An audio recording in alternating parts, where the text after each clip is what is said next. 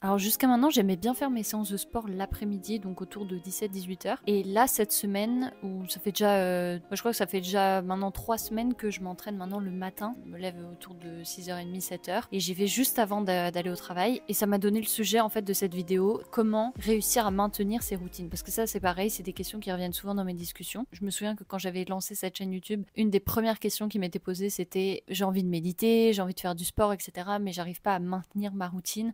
Comment est-ce que tu fais pour maintenir tes routines? Et c'est vrai que maintenant, ça fait déjà maintenant 3-4 ans que je fais du sport 4 fois par semaine minimum. Voilà, et ça n'a pas changé depuis 4 ans. J'ai dû rater quelques séances de temps en temps, mais c'est vraiment quelque chose dans lequel je suis régulier. Alors déjà, avant de balancer toutes les clés, je t'invite à juste regarder la dernière vidéo que j'ai postée où je parlais justement de la discipline et comment avoir la discipline. C'est un sujet qui, selon moi, mérite le détour parce que, encore une fois, la discipline, c'est une conséquence de quelque chose qui est important pour toi. Tu as de la discipline, particulièrement quand ça a du sens pour toi.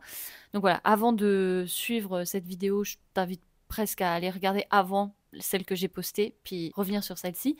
Mais en tout cas, voilà, comment tu fais pour maintenir tes routines sans te lasser, sans en avoir marre. Donc j'ai noté mes 2-3 idées, je vais vous partager ça tout de suite. Alors la première chose que je dirais, c'est de savoir pourquoi est-ce qu'on fait quelque chose. Ça revient au sujet justement de ma dernière vidéo, mais il faut que ça ait du sens. Avant tout, c'est pourquoi tu veux faire du sport.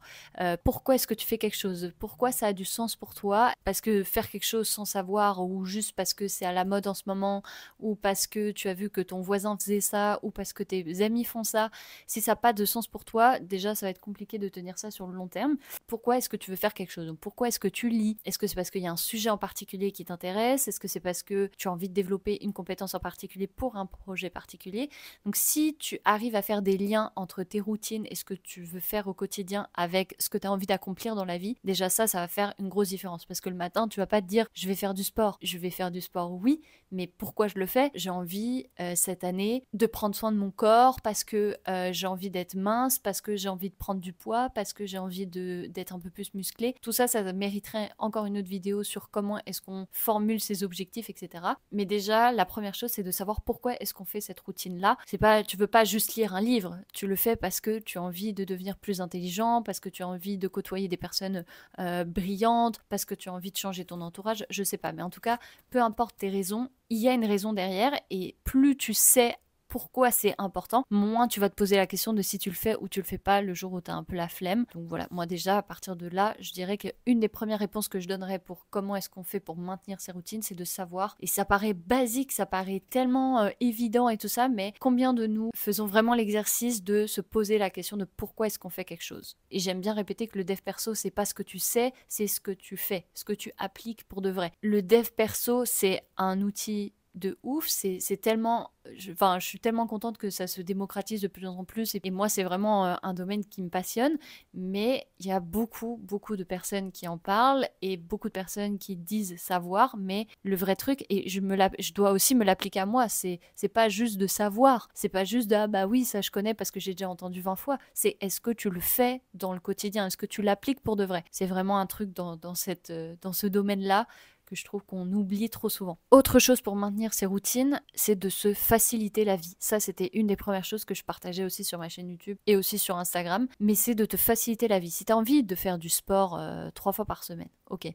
Il faut pas que tes affaires de sport elles soient rangées dans un placard au fin fond de ta cuisine. Ça paraît un peu évident quand je le dis comme ça, mais il faut que tes affaires de sport, elles soient à proximité, que tu les vois facilement, que ton sac de sport il soit prêt, que ton tapis de yoga il soit visible.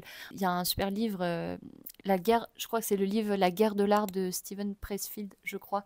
Je suis pas certaine, mais en tout cas, qui parlait aussi d'éliminer la friction au démarrage. Donc, quand tu veux faire quelque chose, élimine le plus d'obstacles possibles pour accomplir cette action. Donc si tu as envie d'aller à la salle, moi typiquement, j'ai mes affaires de sport qui sont prêtes, chaussures de sport qui sont visibles. Quand je faisais mon sport chez moi, j'avais mon tapis de sport qui était visible pour que le moment où je dois y aller, ça soit pas une excuse de ah, il faut que j'aille m'habiller, il faut que j'aille chercher telle affaire, il faut que j'aille chercher tel truc qui est dans tel placard. Non, c'est là, c'est visible. Donc moins il y a de friction, plus vite je vais y aller et je vais moins me poser la question et rentrer dans ma petite spirale de bullshit de ah, est-ce que je le fais, je suis fatiguée, mais blablabla. T'as envie de manger plus de fruits, et achète des fruits, mais surtout expose-les, mets-les dans un endroit visible. Si tu veux manger moins de chips, cache tes chips dans tes placards. Si tu veux manger moins de sucre, achète moins de sucre, déjà de 1, mais de 2, cache-les le plus possible et crée le plus de friction au démarrage. Et à l'inverse, si tu veux manger plus de fruits, tu vas les placer dans des endroits où tu vas les voir régulièrement. Si tu veux boire plus d'eau, mets-toi des verres d'eau dans plusieurs endroits de ta maison déjà remplis. C'est tout bête, mais c'est des tout petits trucs qui vont faciliter. Et les gens qui ont le plus de discipline entre guillemets, c'est pas des gens qui ont, je sais pas comment dire, qui ont naturellement de la discipline, c'est des gens qui facilitent aussi cette discipline-là, c'est qu'ils font tout pour que ça soit facile, pour que ça soit évident. Le sac de sport, il est prêt, le livre, il est sur la table de chevet. Ça, par exemple, si tu veux beaucoup plus lire, rajoute des livres sur sa table de chevet. Ça paraît tout bête qu'il y a des moments où j'ai envie de plus écrire et je me rends bien compte que je prends pas assez le temps et je me trouve des excuses, puis je n'écris pas. Et à partir du moment où je mets mon cahier et mon stylo sur ma table de chevet devant, visible, c'est naturel, j'écris beaucoup plus. Facilite-toi la vie au maximum. Fais que ça ne soit pas un problème et prends du plaisir. Et c'est ce que je disais dans ma dernière vidéo, c'est que parfois tu t'obliges à faire un truc qui te fait pas plaisir au fond. Ça te tente pas d'aller faire 4 séances de muscu. Ce qui te plairait, c'est d'aller faire 4 séances de danse. Ce qui te plairait, c'est de faire 2 séances de yoga. Il faut se l'adapter à soi et il faut pas prendre tout ce que tu vois sur les réseaux et te dire que c'est ça la Miracle Morning Routine, que c'est ça... Tu peux te créer toi, ta propre routine, mais qui te fasse plaisir à toi. Et plus c'est personnalisé, plus tu auras envie de la faire. Et moins elle est adaptée, moins tu vas l'incarner et moins ça va être facile de l'appliquer. Une troisième clé qui me vient à l'esprit aussi, c'est paradoxalement d'accepter de changer ses routines et de justement pas en avoir une hyper fixe et d'être super super rigide. Depuis que je suis toute petite, et je pense qu'on a été nombreux à le faire, par exemple, quand on commence un journal intime. On se dit, on va écrire tous les jours, à telle heure, telle chose de ma journée. Alors, 3 moments de gratitude, qu'est-ce que j'ai fait dans ma journée, 3 choses que je pourrais améliorer. Et en fait, c'est tellement rigide, c'est tellement de micro-règles ou de trucs qu'on s'impose que ça en devient saoulant. Ou peut-être pas saoulant, mais en tout cas, c'est pesant et donc, t'as pas envie de la faire. Et finalement, le truc un peu sexy, tu t'es dit, ouais, vas-y, tous les jours, je vais écrire mes 3 moments de gratitude pendant 1 an. Finalement, ça le fait pas parce que soit c'est trop rigide, soit il y en a trop, soit il y a trop de petites règles. Alors, la première chose, c'est pas de se mettre trop de règles. Par exemple, je sais que je veux faire mes 4 séances de sport par semaine, mais je me suis pas dit lundi, mardi, jeudi, vendredi, c'est sport non négociable. Peut-être que pour toi, ça marcherait, mais moi, par exemple, ça me correspond beaucoup plus de me dire, je dois faire mes 4 séances par semaine. Maintenant, j'ai pas envie que ce soit rigide au point où ça soit tous les lundis à 15h, je suis à la salle. Je pense qu'il y en a pour qui ça marcherait vraiment beaucoup. Mais moi, pour le coup, c'est l'inverse qui a changé, c'est de me dire que j'ai le droit de changer de routine, que je suis pas obligée d'écrire tous les jours, que je suis pas obligée de faire mon sport, ma séance jambes tous les lundis ou de méditer tous les matins. Pour le coup, je médite pas tous les jours, mais le jour où je dois vraiment méditer parce que je sens que ça va pas, là, je m'oblige à faire ma routine. J'en avais parlé aussi d'avoir des routines de secours. Par exemple, d'avoir des routines spécifiques le jour où t'es en colère. Ok, t'as une routine spécifique le jour où t'es en colère. Moi, je sais que quand je suis en colère, j'ai besoin d'aller courir. Courir, aller faire une séance de sport. Le jour où je suis triste ou mélancolique ou pas très bien, je sais que je vais aller lire beaucoup plus pour m'inspirer, capter de nouvelles idées, faire entrer des idées plus inspirantes en moi parce que je suis dans un mood qui est pas ouf. Je vais méditer beaucoup plus. Je me crée des routines spécifiques selon les moments dont j'ai besoin, mais j'ai pas une routine spécifique pour tous les jours de la semaine et puis pour toute l'année, H24. Donc je trouve que les routines spécifiques, ça aide beaucoup. Donc crée-toi une routine le jour où tu as besoin d'énergie, le jour où tu as besoin de maîtriser ta colère, le jour où tu es fatigué, le jour où tu es en colère. Crée-toi des routines et des rituels. Ça, je trouve ça hyper puissant parce que il y a des jours où tu n'as pas besoin de méditer. Il y a des fois où tu n'as pas envie d'écrire. Et il faut pas que ça devienne pesant. Une routine, c'est quand même censé te faciliter la vie dans le sens où tu n'as pas besoin de réfléchir. Une routine, en fait, c'est quand même fait à la base pour ça. C'est pour ça que j'aime quand même les routines. C'est que tu sais que dans ta semaine, tu as 4 séances de sport. Tu sais que tu veux lire 10 pages d'un livre dans la semaine. C'est important parce que ça te permet de pas tout le temps devoir prendre des décisions. Avoir des routines, ça automatise aussi un petit peu ton quotidien. Par exemple, ta routine du matin, tu sais que tu dois te laver les dents, mettre ta crème pour le visage et t'habiller. Et pourquoi c'est bien, c'est que t'as pas besoin de réfléchir à chaque fois est-ce que je me lave les dents ou pas. Non, c'est comme... Tu as déjà la décision qui est prise. Donc, et en fait, prendre des décisions, faire des choix, c'est très c'est très énergivore, ça prend beaucoup d'énergie, donc avoir des routines, c'est formidable. C'est hyper intéressant, c'est hyper pertinent, mais encore une fois, il ne faut pas renier le fait qu'on est des êtres humains et qu'on passe par des cycles et que des routines qui te vont très bien en été ne vont pas t'aller en hiver. Donc ça, c'est important de le rappeler. Et par exemple, moi, en hiver, c'est pas du tout la même routine que je vais avoir en été. En hiver, je sais que j'ai beaucoup moins d'énergie, donc faire ma séance de sport le soir, honnêtement, c'est vraiment pas ouf, en tout cas pour moi. Donc je me dis que je préfère le faire dès le matin, comme ça c'est terminé, j'en parle plus. L'été par exemple, je vais avoir beaucoup plus envie d'aller courir, d'aller dehors, donc mes routines elles vont changer. Une des plus grandes qualités de l'être humain, c'est de savoir s'adapter. Et avoir un truc trop rigide, c'est, je trouve, la meilleure manière pour finalement ne pas faire ses routines et que ça devienne en fait plus pesant que plaisant. Or, encore une fois, il faut quand même prendre du plaisir dans ces routines. On les fait parce que c'est important pour nous, parce que ça a du sens. Et si ça devient une charge mentale, bah, autant la changer, autant diversifier ses routines. Et encore une fois, soit en avoir des spécifiques pour un certain sujet, ou alors être OK avec le fait de changer régulièrement. Mais voilà, je trouve que le paradoxe pour maintenir ces routines, c'est qu'il faut accepter que ça soit pas toujours comme tu le souhaites et que tu aies le droit aussi de changer. Si je m'étais imposé que ça soit hyper rigide et que je fasse mon sport toutes les après-midi, le lundi, le mardi, mercredi, jeudi par exemple, au bout d'un moment j'en aurais marre. Et le jour où j'en ai marre, si je me suis accrochée à l'idée qu'il fallait que je le fasse absolument l'après-midi, c'est juste hyper pesant et c'est très frustrant. J'ai accepté de me dire en fait pourquoi je changerais pas et j'irai pas le matin. Alors ça évidemment ça dépend aussi de ta flexibilité dans ton emploi du temps, de tes jobs, etc. Mais en vrai quand tu as envie de t'organiser et quand c'est suffisamment important pour toi, tu trouves toujours une solution, tu trouves toujours de quoi t'organiser. Et le paradoxe, c'est de ne pas être trop rigide